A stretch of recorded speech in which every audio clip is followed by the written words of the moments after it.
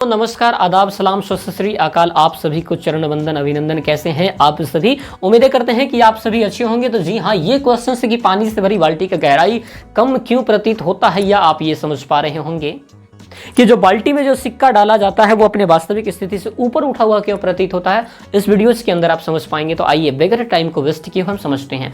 मान लीजिए ये हमारा बाल्टी है और इस बाल्टी के अंदर बहुत सारा पानी भरा हुआ है, और बाल्टी का, इसे आप क्या कहते हैं, बाल्टी का तली कहते हैं, पेंदा कहते हैं, आप जो भी कहना चाहे वो कह लीजिए। अब प्रकाश क्या होगा, जब यहां से निकलेगा और आंख के पास पहुंचेगा, जब प्रकाश यहां से निकलेगा और आंख के पास पहुंचेगा तभी तो हम प्रकाश मतलब वस्तु को देख पाएंगे। किसी भी चीज को देखने के लिए लाइट का जरूरत तो है, लेकिन लाइट अंधेरा में तो आप देख नहीं सकते हैं। लाइट तब चाहिए, मान लीजिए अगर आपको लाइट मिले तो पहले वस्तु पे लाइट मिलना चाहिए और आंख पे आएगा तब देखेंगे। ऐसा नहीं कि आंख पे बांट दिए तो आपको दिख जाएगा, नहीं। जिस चीज को देखना है वहां टॉर्च लगाना पड़ेगा। तो यहां से प्रकाश जा रही है और जाने के बाद क्या हुआ, ये पानी है, और पानी आपका माध्यम होता है सघन, और किसकी अपेक्षा, ये हवा है, ये हवा की अपेक्षा क्या होता है, सघन। और हवा क्या होता है आपका, विरल। हवा क्या होता है आपका, विरल होता है। तो ये सघन माध्यम जो हमारा वाटर है, पानी, यहां से जो प्रकाश निकलेगी तो सघन से विरल में जाएगी, और विरल में जाने का अविलंब से दूर की तरफ भागेगी। तो ये हमारा कुछ अविलंब है, और अविलंब से ये दूर की तरफ ऐसे भाग गई, और ये वाला किरण ये अविलंब है तो ये ऐसे दूर की तरफ इधर भाग गई।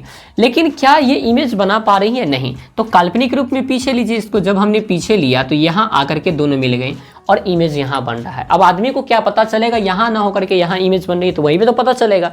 और ये ऐसा क्यों हो गया, तो प्रकाश के परावर्तन के कारण हुआ या प्रकाश के अपवर्तन के कारण हुआ? तो ये प्रकाश के अपवर्तन के कारण हुआ, क्योंकि डेफिनेशन कहती है कि जब प्रकाश की किरण एक माध्यम से दूसरी माध्यम में जाती है तो अपना वेग के साथ साथ अपने दिशा में परिवर्तन करती है, अपने पथ से विचलित हो जाती है। विचलन होने की इस घटना को प्रकाश का अपवर्तन कहा जाता है।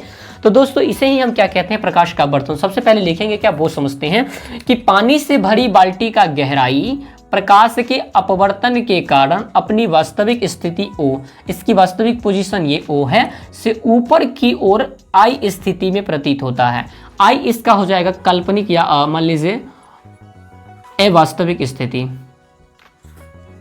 ये अवास्तविक पोजीशन है, अवास्तविक स्थिति हो जाएगी इसकी, और ये हो जाएगी इसकी वास्तविक पोजीशन यानी वास्तविक स्थिति हो जाएगी।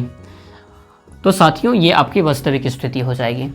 तो आई प्रतीत होता है, जो कि काल्पनिक है, ये कल्पना अवास्तविक है। दूसरी बात कहेंगे कि जब प्रकाश की किरण बिंदु O से पानी, बिंदु O से अर्थात पानी जो कि सघन माध्यम से होते हुए जब हवा यानी विरल माध्यम में जाती है तो वह अविलंब से दूर हटकर आंख के पास पहुंचती है, और व्यक्ति को बाल्टी का गहराई आई स्थिति पर पता चलता है या प्रतीत होता है। क्या होता है, प्रतीत होता है। तो हमने भी यही चीज सिखाया था कि जब प्रकाश की किरण, आपने ये सीखा होगा कि ये सघन माध्यम है मान लीजिए, और ये आपका विरल माध्यम है, ऐसे आया तो जाना तो चाहिए, इसको ऐसे था, ये अविलंब हो गया, लेकिन प्रकाश ऐसे जाती है, ये डॉटेड लाइन हो जाती है। इसी बात को यहाँ पे हमने समझाने का प्रयास किया है। दोस्तों चीज़ें बहुत उम्मीदी के साथ मैंने आपको समझाने का प्रयास किया है, और आई थिंक आप समझ भी पा रहे होंगे। मिलते हैं फिर नई वीडियोज़ के साथ, नई उमंगों के साथ। तब तक के लिए आप सभी को जय हिंद, जय Bharat. Thank you very much.